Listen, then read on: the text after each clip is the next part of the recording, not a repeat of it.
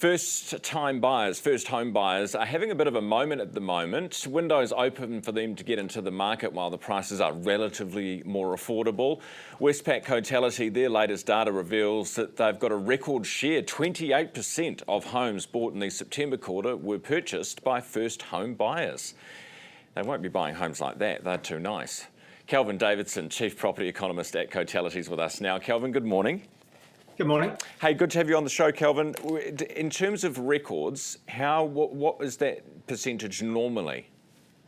Yeah, so the long run average, we've got these figures back to 2005. The long run average for first home buyers around about sort of 21, 22%. So yeah, we're a good margin above that. I mean, there's been new record highs set for probably the last couple of years. So it is just a favourable market for first home buyers, definitely taking advantage of lower prices, lower interest rates, and also entering with low deposit. You know, those LVR speed limits of the banks is a big support for first home buyers too. So just overall a positive news story. What about in terms of numbers? I mean, as a proportion of the market, but are there fewer people in the market and therefore, you know, on a raw numbers basis, are there more first home buyers now than there have been in previous years? Yeah, there are. The number of first home buyers is about a sort of 4 or 5 year high. There have been times in the past where the housing market itself has been so much busier that even a lower market share for first home buyers has translated into more buyers. But I think, you know, both sides of the equation are looking pretty good. Number of deals, sort of 4 or 5 year high. Percentage of deals at a record high. So either way you cut it, it's pretty good news story. Kelvin, what sort of level are we and what sort of properties are we talking about?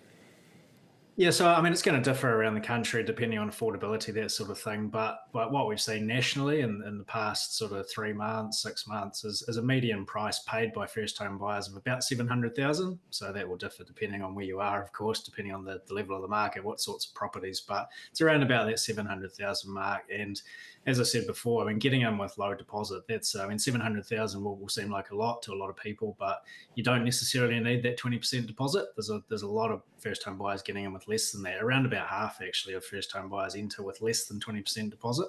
So that's definitely a strong way in for people. You don't need that 20%. 700,000 is about what people are paying. Interesting. Kelvin, I was looking at Australia's numbers last night. Their property prices way higher than ours. Like they're back up to pre-COVID, you know, COVID levels of excitement over there. I think in the last month they had a 1% lift just for the month. And then they've had something like close to 6% for the year.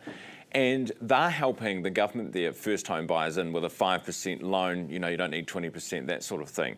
But that's almost inflating the prices again. So are we going to get back to, and some people don't want us to, some people do, are we going to get back to that level at some point?